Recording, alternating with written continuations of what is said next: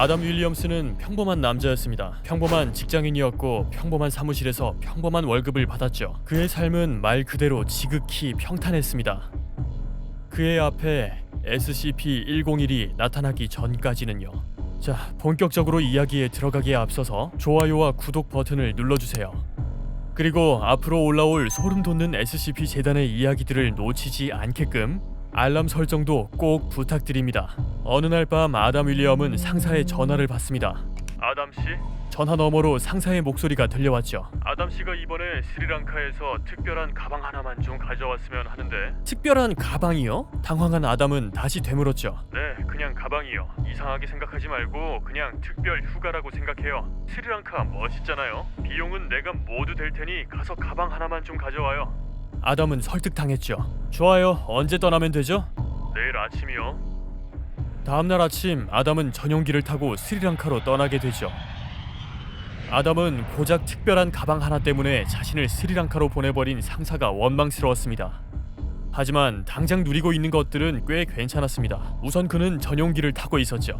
도착한 그는 곧 5성급 호텔로 이동했죠. 아담이 지금까지 이용해본 숙소 중 단연코 가장 화려한 호텔이었습니다.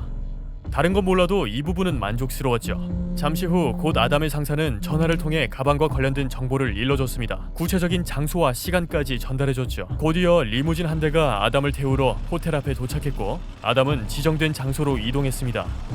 이때까지도 아담은 그 가방이 얼마나 특별하길래 자신이 직접 모시러 와야 하는 건지 이해가 되지 않았습니다.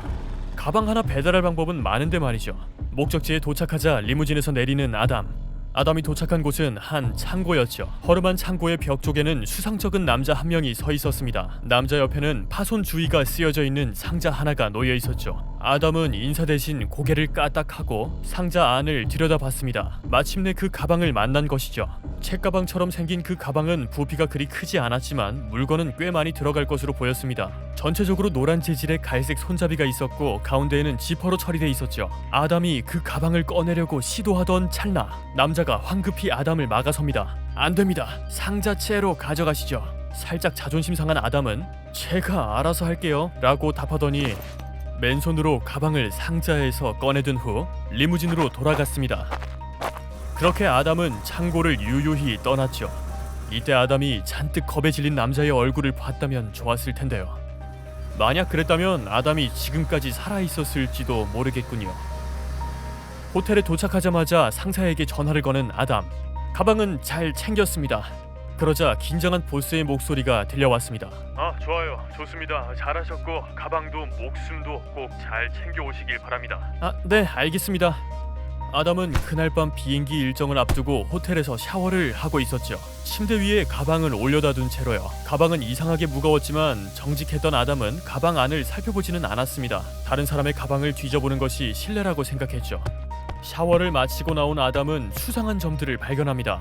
먼저 가방이 처음과 다르게 누워 있었고 당연히 2개의 베개가 있어야 하는 침대 머리맡에는 베개 하나만 덩그러니 놓여 있었죠. 그래도 여기가 5성급 호텔인데 호텔 직원의 실수라고 하기엔 뭔가 이상했습니다. 고급 호텔에 이런 실수가 있는 건 어색했죠. 하지만 비행기 출발까지 시간이 얼마 없었던 아담은 대수롭지 않게 넘겼죠. 물건들을 챙기고 떠날 준비에 집중했습니다. 자신의 짐과 가방을 챙겨서 리무진을 타고 공항으로 출발했죠. 리무진은 곧 아담을 공항에 내려줬고 1시간도 안 되어 다시 전용기에 탑승했습니다. 비행기에는 아무도 없었죠. 물론 파일럿과 가방을 제외하고요. 가방은 그의 옆에 놓여 있었습니다. 가방을 보고 있자니 이유 모를 소름이 척추를 타고 내려왔지만 아담은 왜 그런 것인지 이해하지 못했죠. 그 사이 비행기는 출발했고 곧이어 안정적으로 이륙했습니다. 아담은 유리창을 통해 하늘로 올라가는 광경을 바라보고 있었습니다. 창밖의 도시 불빛들은 점점 작아졌죠. 비행기는 구름을 뚫고 올라가며 약하게 흔들거렸고 곧 목표하던 운항고도에 진입한 비행기는 안정된 비행을 이어갔죠. 그는 곧 따뜻한 집에 도착해서 가방을 가져온 보상을 톡톡히 받을 것이라 생각해 설레었습니다. 하지만 그때부터 모든 일이 최악으로 치닫았죠. 화장실 가다가 이상한 소리에 뒤를 돌아본 아담은 바닥에 널브러져 있는 가방을 발견했죠. 단순히 난기류 때문일 거라 생각한 아담은 가방을 뒤로 한 채 문을 닫고 볼일을 봤습니다. 지퍼를 내리고 이를 보려는 찰나 비행기가 갑자기 심하게 흔들리기 시작하고 스피커로 기장의 목소리가 흘러나오기 시작했습니다. 불시착합니다. 승객분들은 신속히 자리로 돌아와서 벨트를 착용해주세요. 반복합니다. 자리로 돌아와서 벨트를 착용해주세요. 꿈같은 상황에 크게 당황한 아담, 황급히 화장실을 뛰어나와 자리로 돌아갑니다. 창밖을 보니 엔진이 불타고 있었죠. 그리고 객실의 측면에는 누군가 크게 베어문 듯한 구멍까지 나 있는 상황. 구멍 옆에는 가방이 덩그러니 놓여 있었죠. 아담은 재빨리 주변을 살폈습니다. 말 그대로 불시착 중이었죠. 비행기를 보아하니 살아남기 힘들어 보였습니다.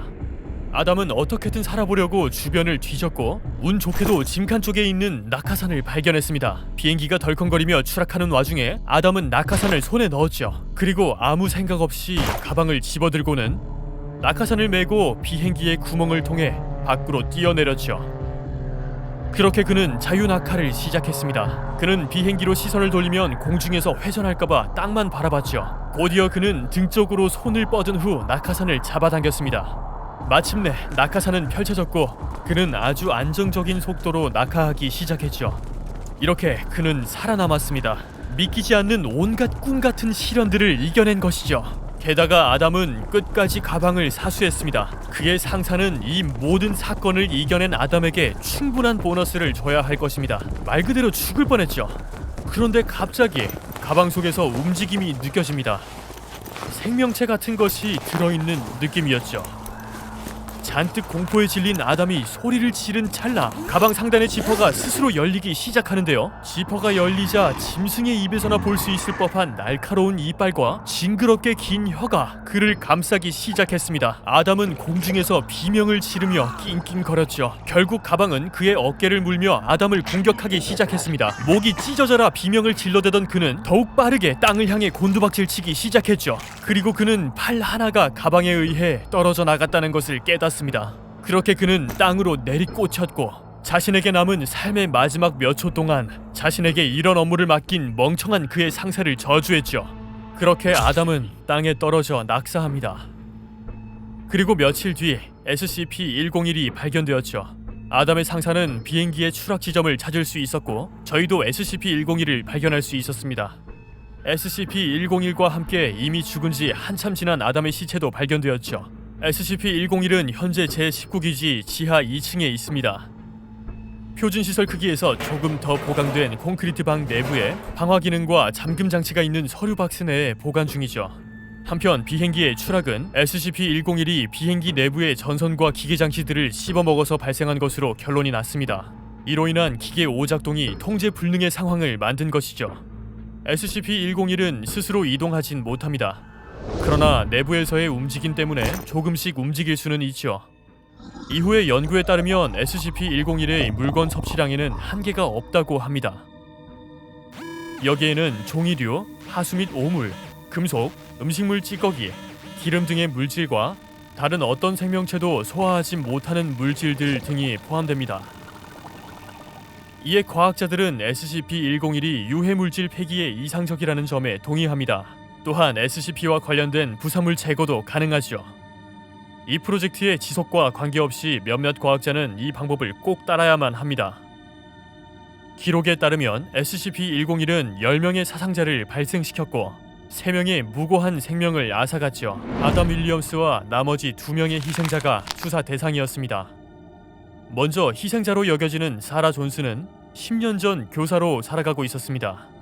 목격자의 진술에 따르면 그녀는 노란 가방을 가지고 집으로 이동하고 있었죠. 그녀가 사라지고 일주일이 지난 후 집을 방문해본 후에야 실종된 것을 알게 되었습니다. 현재 사라는 사망한 것으로 여겨지고 있죠. 비록 구체적인 부분은 밝혀지지 않았지만요. 사람들은 그녀가 가지고 다니던 가방이 그녀의 집과 부근에서 발견되지 않았다고 알려왔죠.